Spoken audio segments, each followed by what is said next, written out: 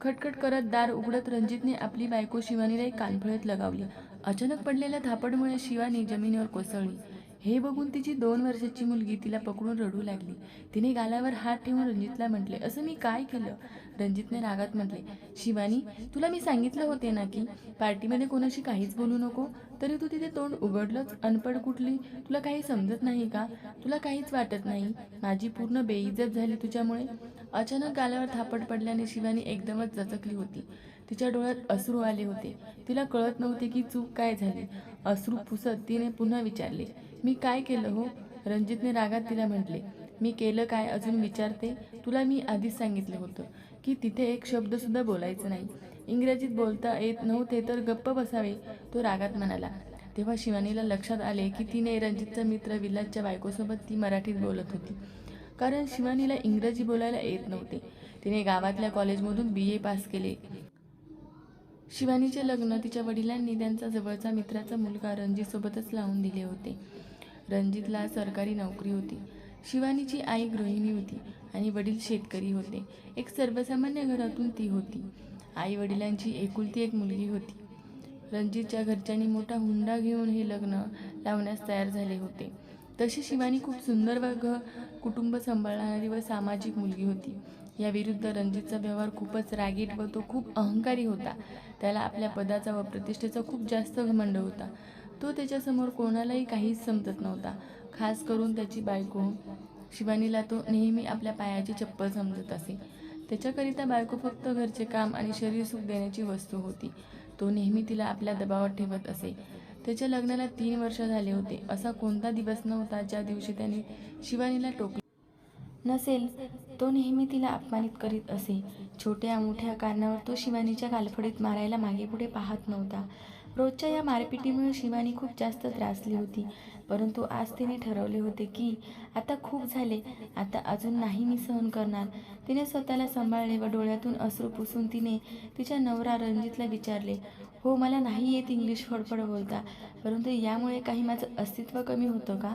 शिवानीचे म्हणणे ऐकून रणजितने पुन्हा तिचे केस ओरडत म्हटले, तू खूप बोलायला लागली आहे. कान उघडून ऐक. 2 कवडीची तुझी किंमत नाही. तुझं कोणतंच स्वतःचं अस्तित्व नाही. ज्या दिवशी मी तुला सोडून देईल त्या दिवशी तू घरोघरी जाऊन लोकांचे भांडी व धुणे साफ करशील. तेव्हा तू पोट भरू शकशील व सन्मान तर तू विसरूनच जा, कारण घटस्फोटित महिलेला समाज कधीच सन्मान देत नसतो. तू माझी बायको आहे, एक सरकारी ऑफिसरची, म्हणून लोक तुला मान सन्मान देतात आणि हीच तुझी ओळख आहे. 2 वर्षाच्या मुलीला कुशीत घेऊन शिवानी म्हणाली, तर मी मागील 3 वर्षापासून धोक्यात होती. मला वाटले की तुम्ही माझ्यावर प्रेम करता. तुम्ही एक ना एका दिवशी माझं प्रेम समजून घ्याल व मी तुम्हाला प्रेमाने बदलून टाकीन, कारण नवरा बायको मिळूनच संसाराचा गाडा चालत असतो. परंतु मी चुकीची होती. मला काय माहीत तुम्हाला प्रतिष्ठा जास्त महत्त्वाची आहे बायकोपेक्षा. मी जात आहे आता तुमच्या लाईफमधून. आता तुम्ही तुमच्या स्टँडर्डची दुसरी बायको करून घ्या. मी घटस्फोटचे पेपर तुम्हाला पाठवून देईल. असे म्हणून शिवानी परत आपल्या गावी आईवडिलांजवळ निघून गेली. विपरीत परिस्थितीमध्ये सुद्धा शिवानीने कधीच समाजासमोर हार मानली नाही. समाजाचे बोलणे ऐकत शिवानी आता सामाजिक कार्यक्रमामध्ये सक्रिय झाली होती. आपले दुःख ती आता डायरीत लिहू लागली. परंतु सूर्याला ज्याप्रमाणे काळे ढग जास्त वेळपर्यंत झाकू नाही शकत, तसंच काही शिवानीसोबत घडलं. त्याचप्रमाणे शिवानीची प्रतिभा सुद्धा समाजापासून लपून किती दिवस राहू शकत होती. शिवानीला सुद्धा प्रसिद्धी मिळायला लागली. पूर्ण 20 वर्षानंतर खूप मेहनतीनंतर आज शिवानी आणि रणजित पुन्हा एकदा समोर आले होते. मागच्या संपूर्ण कडू आठवणी ताज्या झाल्या होत्या. खूप गर्दी होती. सभागृहामध्ये जोरात टाळ्या वाजत होत्या. आज शिवानीच्या कामाचा सन्मान महामहिम राष्ट्रपती यांच्या हस्ते होतं. महिलांसाठी सामाजिक सुधार व स्वयंरोजगार सोबत घरेलू हिंसा याकरिता तिने खूप चांगलं काम केलं होतं, म्हणून तिला हा सन्मान प्राप्त झाला होता. मराठीमध्ये सर्वांसोबत मिळून मिसळून बोलत होती. गर्दीत रणजित हात बांधून सर्वात मागे उभा होता, डोळे खाली करून. रणजितला आज लक्षात येत नव्हतं की जिला त्याने अनपढ समजले होते ती तर खूप प्रतिभावान व प्रसिद्ध लेखिका तसेच सामाजिक कार्यकर्ता म्हणून समोर आली होती. त्याला शिवानीला शुभेच्छा देण्याकरिता सुद्धा मनामध्ये संकोच येत होता. तेव्हा एक पत्रकार समोर गेला व त्यांनी शिवानीला इंग्लिशमध्ये एक प्रश्न विचारला. तेव्हा शिवानीने म्हटले, मला इंग्रजी येत नाही, कृपया मला तुम्ही मराठीमध्ये प्रश्न विचारा. पत्रकार म्हणाला, माफ करा मॅडम, मी माझा प्रश्न आपणास मराठीत विचारतो. त्याने प्रश्न विचारला, मॅडम, तुमच्या मनात सामाजिक सेवा करण्याचा विचार कसा काय आला? आपल्या सफलतेचे श्रेय आपण कोणाला द्याल? आज जेव्हा लोक इंग्लिश मीडियममध्ये आपल्या मुलांना शिकवत आहे व तुम्ही मराठीमध्ये लिहिता, तुम्हाला कधी याबाबत भीती वाटत नाही? तेव्हा ती म्हणाली, मला मराठी बोलण्यात लिहिण्यात अजिबात कमीपणा वाटत नाही व मराठी ही माझी मातृभाषा आहे व सर्वांनाच मराठी येतं आणि लोकांना ते सहज समजतं. आपणा सर्वांना ठाऊक आहे, परिस्थितीपेक्षा मोठा गुरु कोणी नसतो. कठीण परिस्थितीत या आपणास मजबूत बनविते. म्हणून मी त्या व्यक्तीची मनापासून आभार व्यक्त करते, ज्याने मला त्याच्या जीवनातून घरातून मुक्त केले व माझा स्वाभिमान जागवला. ते व्यक्ती माझ्या जीवनाचे असे गुरु आहे, त्यांनी दिलेल्या घावामुळे माझ्या मधला आत्मविश्वास जागृत झाला. जीवनामध्ये नवीन दिशा व काहीतरी करण्याची जिद्द निर्माण झाली, ज्याच्यामुळे मी आपल्या संकुचित नात्यांमधून मुक्त झाली व समाजामध्ये येऊन सामाजिक कार्य करण्याची मला प्रेरणा मिळाली. सोबत माझ्या आईवडिलांचा मला आशीर्वाद होताच, परंतु खरी ठेच मला त्या व्यक्तीमुळेच लागली होती. म्हणूनच मी त्याचे आभार मानते.